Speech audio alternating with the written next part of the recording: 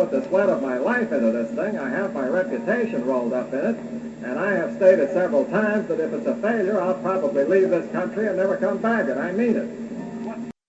All right, I want to welcome everybody into the History of Aviation podcast for episode number 3. I'm Derrick Beeler, joined by Mr. David Rowe and Dave Gorman. How you guys doing? What's been going on? Doing great, Derrick. Things are good. Busy week, but ready to roll into the weekend. So happy to be around all these beautiful fall colors in Tennessee. There's nothing quite like it. And don't forget the cool temperatures. It's getting cool quick. It is. Nights are getting nice and cool, really. Oh, absolutely. So it's been good, though. Looking forward to getting together here again and talking about some cool planes. And the cool plane that we're going to talk about on this episode is the Hughes H-4 Hercules, or as some people call it, the Spruce Goose. I was hoping you were going to say this is our biggest episode yet. It should be. That's what it should be called, because it is one huge plane. Your guys' thoughts? It is. Well, I was thinking about this earlier, that it's one of those aircraft that if you talk to the general public, they might know what it is. It's like the Memphis Belle or the Enola Gay. It has a wide-reaching name that most people probably have heard of. It's at a scale that is just still impossible to accept and believe. I mean, it's 70, 80 years old almost, and since construction began, and wow, dreaming big, the American way, and all that kind of stuff. But yeah, do you guys think that this has paved the way for a lot of the big old cargo stuff we see now? Oh, I'm sure it has. There had to have been lessons learned from just construction and, wiring and all the intricate things that go into building this that, came out of it and was passed on to other builders. And it also reached $23 million, which is equivalent to $213 million today. Wow. We looking at this thing and you think about what it was designed to do and what it actually showed it could do. It's hard to define it as a success as far as that system, but getting it up into the air, even for a short amount of time, is an incredible accomplishment. The eight engines that they ran on this thing, the size of the wings, the chord of the wings, the fuel tanks, all the systems. It looks very old-fashioned nowadays, but it was state of the art in so many ways back then, and it's a shining example of American ingenuity. And it's hard not to say it was successful. It didn't do what it was designed to do, of course, but there was a need there. There was a time when that need was prevalent, and Howard Hughes stepped up in a really quintessential American way to try to meet that need and probably make some money too if he could. But it's a big dream, and they still debate whether or not he meant to take off or not. But I like to think he meant to, even if he said later that it was kind of accidental. Yeah. Well, I've always been a huge Howard Hughes fan, which we'll probably cover a lot of him on this podcast. But yeah, it is. It's at the Evergreen Aviation and Space Museum, which would be in Oregon, correct? Yes, that's correct. Yeah, it was on display in Long Beach for a long time, and then moved up to Oregon. David, what was it? How many years ago? I believe it was 92 is when it got moved. Yeah, 92. The Aero Club of Southern California arranged for it to go to the Evergreen Museum. So it's been up there for quite a while. Yeah, a really long time. I would love to see it and never have been. I don't think you guys have been to see it yet either, we were saying. So, but certainly if you're up there, you have to go see it. I think it's probably the law for people that like airplanes as much as we do. So. If not, it should be, right? Oh, yeah, absolutely. It's too big to miss. Way too big to miss. And it's inside, which is good. It's probably a great deal of money being spent still to maintain it and keep it safe and from corrosion and anything else. It's amazing that it still looks to be in pretty good shape. Also looks like it appeared in a few movies as well. Yes, as a matter of fact, one of my favorite movies is a movie called The Rocketeer from Disney. And there's a scene in it where the hero of the movie, Cliff, is talking to Howard Hughes, and he's in a bit of trouble, and the government is there to arrest him. And so he fights his way out, busts out a door into the hangar, and there is hanging a model of the Spruce Goose, which he conveniently runs, jumps, and hangs onto, and flies out of the hangar and escapes. And the whole time this is happening, Howard Hughes is watching, and he looks at it and he goes, "Well, son of a gun, it will fly." That's good. That's all he needed to know, right? That's exactly it. It's a great little bit. Makes, if you know what you know, then it makes a whole bunch of sense. But great little movie, 1930s, bunch of GB racers, autogyros, and rocket packs. Can't beat it if you like aviation. It's a great movie. Good deal. I check that out. But let's jump into the engines here. What can you guys tell us about these engines, these Pratt Whitneys? Well, there were 8 of them, and they are Pratt & Whitney R4360 Wasp Majors. They had 28 cylinders. So if you see a picture of them, they are just stacked. 4 or 5 rows deep. It's just incredible how big these engines are. I believe they produced about 3,000 horsepower per engine. So, 24,000 pounds of horsepower there. That's pretty impressive.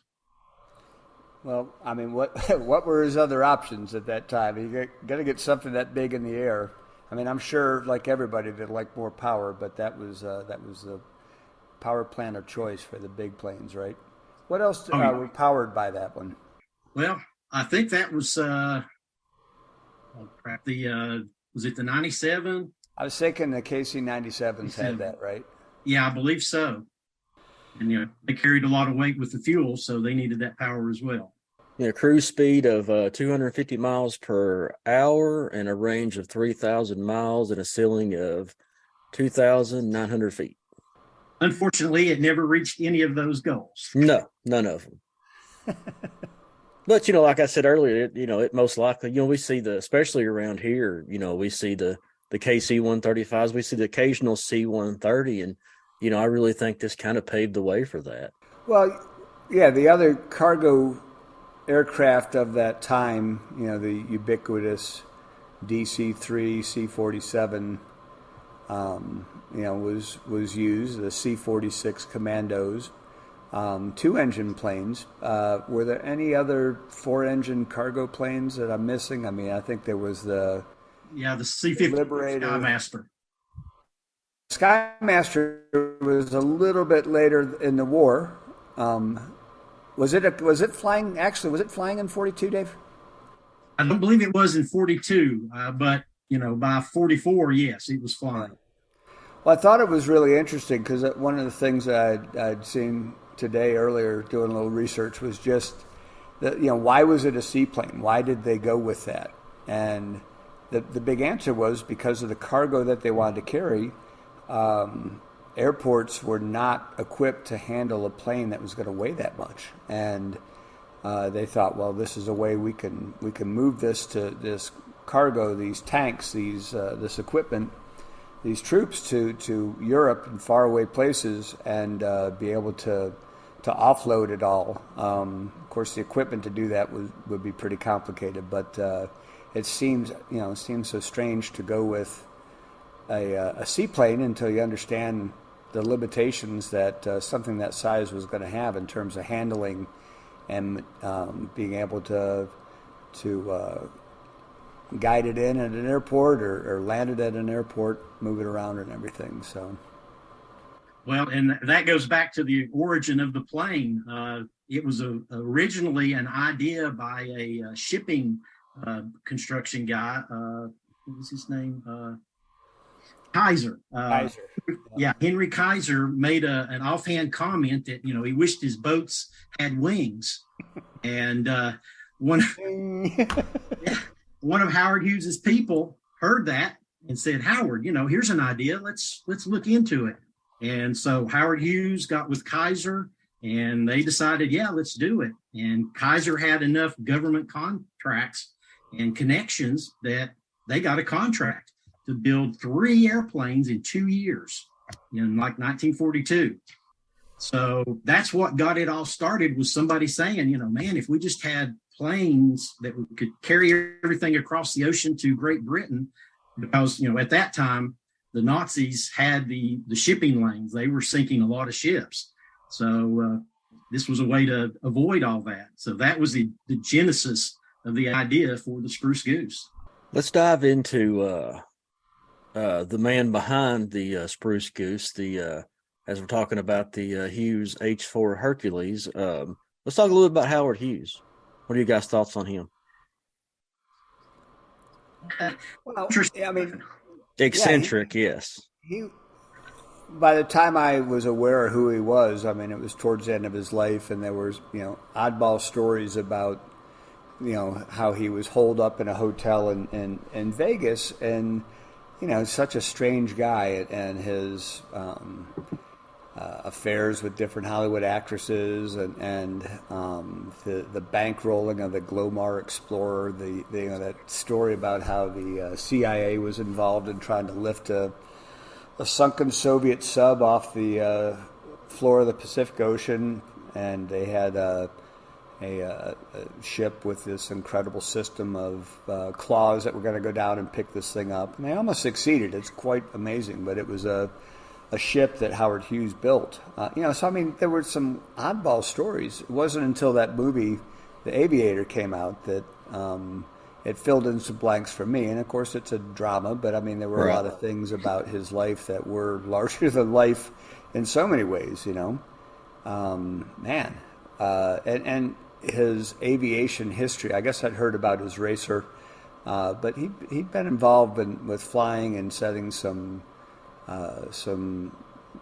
flying records, I guess, and some endurance flights and things. He did a flight around the world in 4 days or something when that was still pretty new and dangerous and brave and everything. But he had a much bigger history with aviation than just the H-4. So. Oh yeah, the Hughes racer, the H-1 racer, was a great fast machine. Set land speed records, set cross country records in it. Going even further back, when he was in the movies, he did Hell's Angels, where they filmed everything in the actual biplanes, World War I era biplanes, and so his aviation history goes well back before the Spruce Goose was ever envisioned. And he never really lost that interest in aviation, I guess, after, the Hughes was not the H-4 was not really considered a success, but it really wasn't a failure. He proved the concept and everything. Right. After the Spruce Goose, he went on to own Trans World Airlines, TWA. Mm-hmm. So, his aviation interest did not end with the Spruce Goose. Yeah. It continued on for many years. All right, guys. So let's jump into final thoughts of as we're talking about the Hughes H-4 Hercules or Spruce Goose. So, Dave, Gorman, let's start with you. What's your final thoughts on the H-4 Hercules? I'm a fan of aircraft that are just almost hard to believe that somebody thought this up, somebody designed it, somebody made it happen. I mean, there are a lot of fantastic ideas that never got off the ground. And to Howard Hughes's credit, he solved a problem that by the time it flew, it really wasn't a problem anymore. The U-boat, David had mentioned earlier about the U-boat activity in the Atlantic was certainly making it tough to get supplies to Europe, and a lot of that had been stemmed by the time the Spruce Goose flew. But it's important that it did fly, and I love the idea that this huge ungainly thing that seems like it was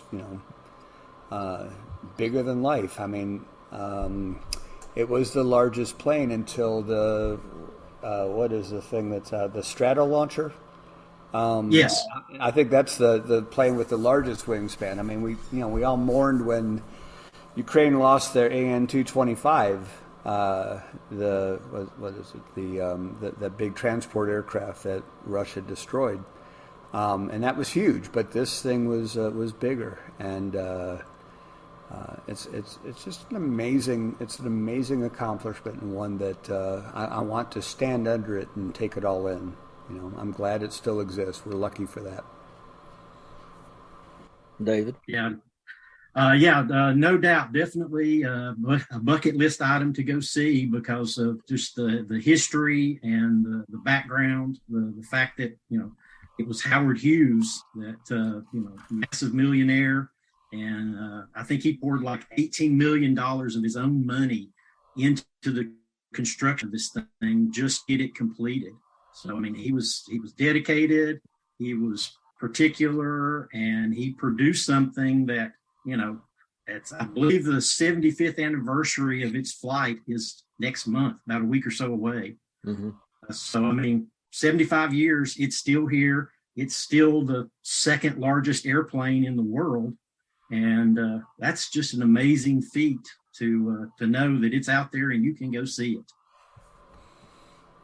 Definitely. Well, guys, I appreciate you joining me again on another podcast, episode 3. The biggest one yet. The biggest one yet, by far. And more to come. That's right. So, Derrick, thanks for having us. We do appreciate it. Oh yeah, I love it. Really, really enjoy this. So I'll close up the podcast. So for David Gorman, David Rowe, I'm Derrick Beeler. Thanks for listening to History of Aviation podcast.